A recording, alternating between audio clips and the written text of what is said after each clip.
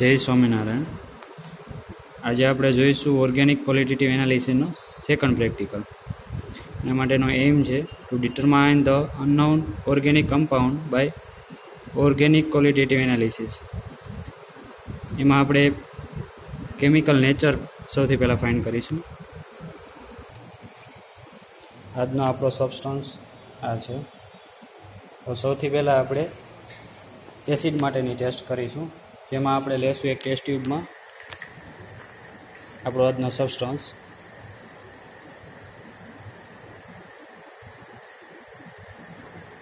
તેમાં આપણે એડ કરીશું NaHCO3. એડ કરતાં જો કાર્બન ડાયોક્સાઇડના ઉભરા આવશે તો acid May be present.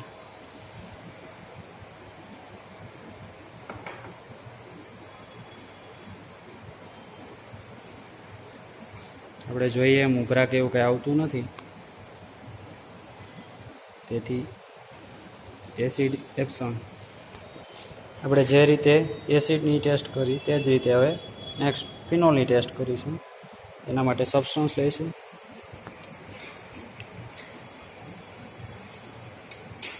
Add કરશું 10% NaOH.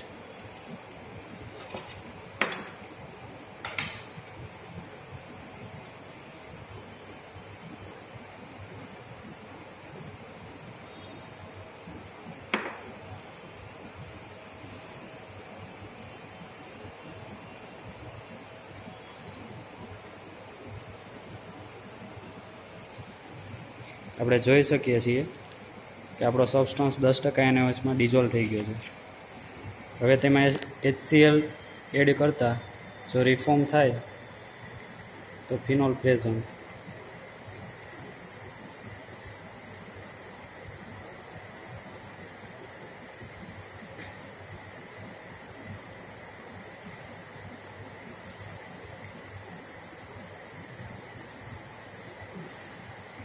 આપણે જોઈ શકીએ છીએ કે આપણો સબસ્ટન્સ રિફોર્મ થાય છે.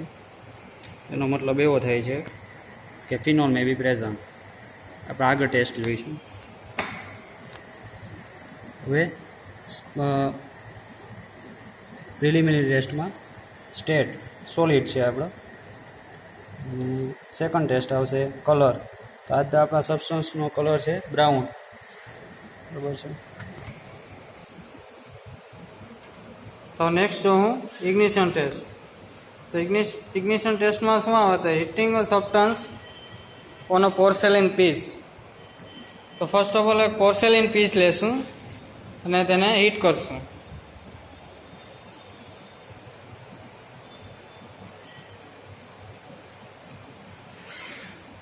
દેન તેના ઉપર સબસ્ટન્સ મૂકશું અને ફર્ધર એને હીટ આપશું.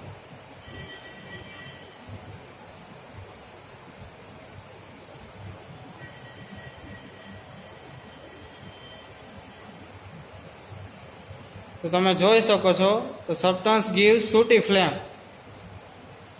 એટલે આપણો ઓબ્ઝર્વેશનમાં આવશે કે આપણો જે સબસ્ટન્સ છે એ એરોમેટિક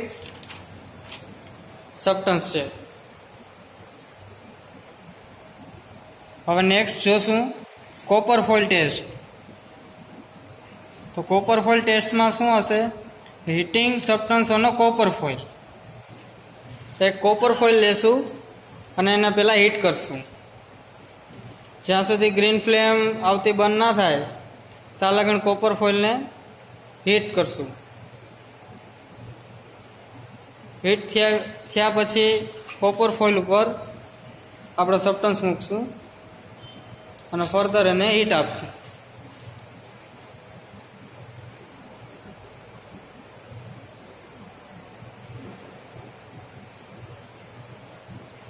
તો તમે જોઈ શકો છો કે સબસ્ટન્સ છે એ ગ્રીન ફ્લેમ આપતો નથી. એટલે આપણું ઓબ્ઝર્વેશન એવું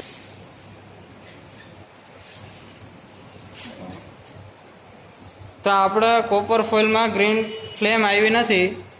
તેનું ઓબ્ઝર્વેશન એવું કે આપણા આપેલા કમ્પાઉન્ડમાં થાયોરિયા, યુરિયા કે હેલોજન છે નહીં. Next solubility in water. તો એક ડ્રાય ટેસ્ટ ટ્યુબમાં આપણો સબસ્ટન્સ લેશું અને એમાં વોટર એડ કરશું.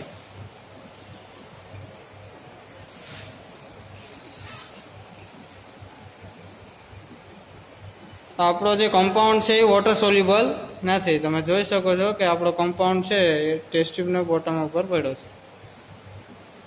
હવે નેક્સ્ટ સેચ્યુરેશન અનસેચ્યુરેશન ટેસ્ટ. તો એના માટે ફર્સ્ટ આપણે લેશું એક ટેસ્ટ ટ્યુબ અને એનું એક્વાઇઝ સોલ્યુશન બનાવશું.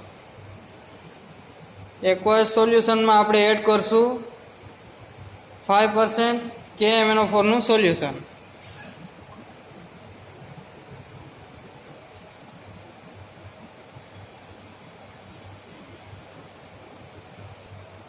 તો તમે જોઈ શકો છો KMnO4 નો કલર છે એ ડિસેપિયર થતો નથી.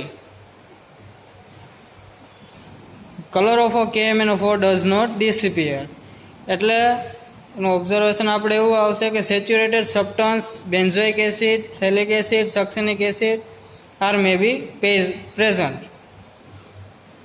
નેક્સ્ટ જોશું આપણે FeCl3 ટેસ્ટ. FeCl3 ટેસ્ટમાં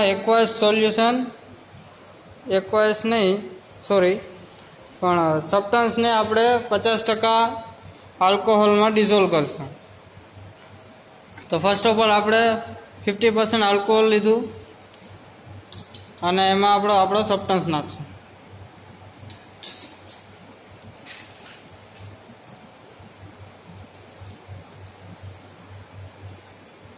તો તમે જોઈ શકો છો આપણો કમ્પાઉન્ડ છે એ આલ્કોહોલમાં ડિઝોલ્વ થઈ ગયો છે. હવે આપણે એમાં એડ કરશું FeCl3 નું સોલ્યુશન. તો જેવું આપણે FeCl3 નું સોલ્યુશન એડ કરશું તો first of all white PPT આવશે અને ધેન વાયોલેટ કલરના પીપીટીસ થઈ જશે.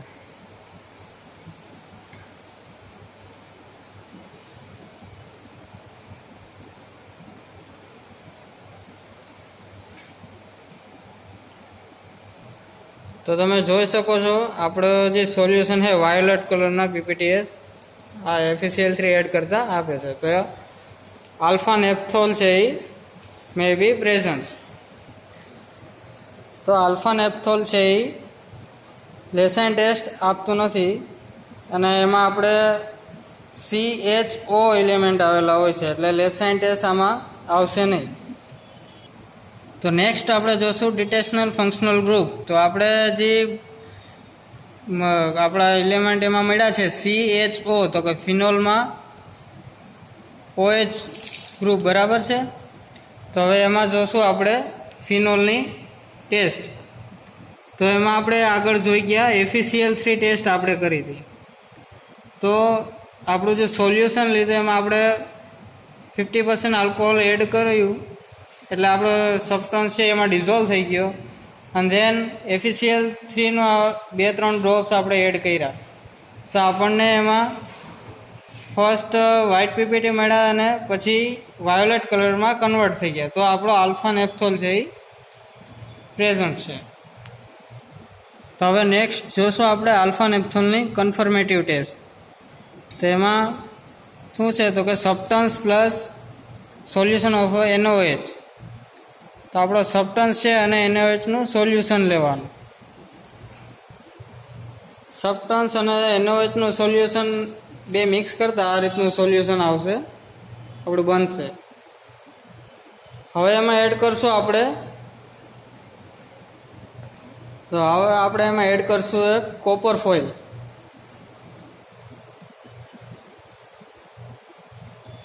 એક કોપરનો પીસ છે આપણે આપણા સોલ્યુશનમાં એડ કર્યો. હવે આફ્ટર એમાં એડ કરવાનું છે CCl4 નું સોલ્યુશન. એ એડ કર્યા પછી આપણા જે સોલ્યુશનને છે હીટ કરવાનું છે.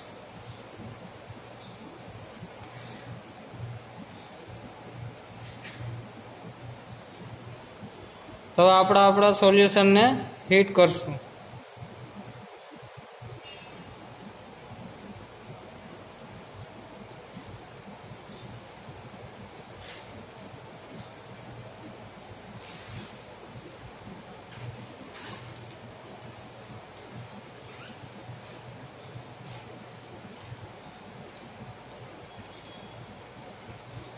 તો તમે જોઈ શકો છો જેવું આપણે સોલ્યુશનને હીટ કર્યું તેનો કલર છે એ બ્લુ કલર થયો, એટલે કે આપણો જે કમ્પાઉન્ડ છે એ આલ્ફા નેપ્થોલ છે, જે બ્લુ કલર આ સોલ્યુશનમાં આપે છે. તો નેક્સ્ટ આપણે જોઈશું એઝોડાઈ ટેસ્ટ. તો એઝોડાઈ ટેસ્ટમાં ફર્સ્ટ ઓફ ઓલ આપણે આપણો સબસ્ટન્સ એક ડ્રાય ટેસ્ટ ટ્યુબમાં લેશું. તો આપણે આપણો સબસ્ટન્સ એક ડ્રાય ટેસ્ટ ટ્યુબમાં લીધો. હવે તેમાં એડ કરશું કોન્સન્ટ્રેટ HCl.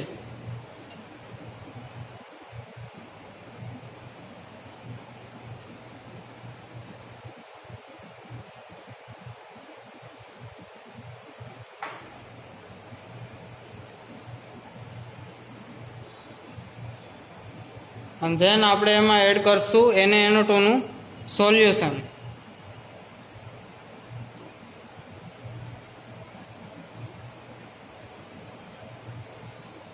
NaNO2 નું સોલ્યુશન એડ કર્યા પછી એને આપણે આઈસ બાથમાં રાખશું.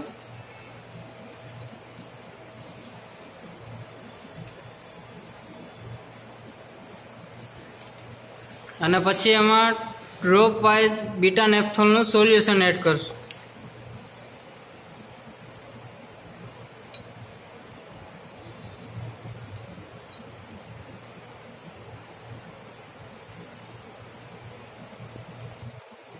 તો તમે જોઈ શકો છો જેવું આપણે બીટા નેપ્થોલનું સોલ્યુશન એડ કર્યું એ રેડિશ ઓરેન્જ ડાય આપણને મળે છે, જેથી કન્ફર્મ થાય છે કે આપણો જે ઓર્ગેનિક કમ્પાઉન્ડ છે એ આલ્ફા નેપ્થોલ છે.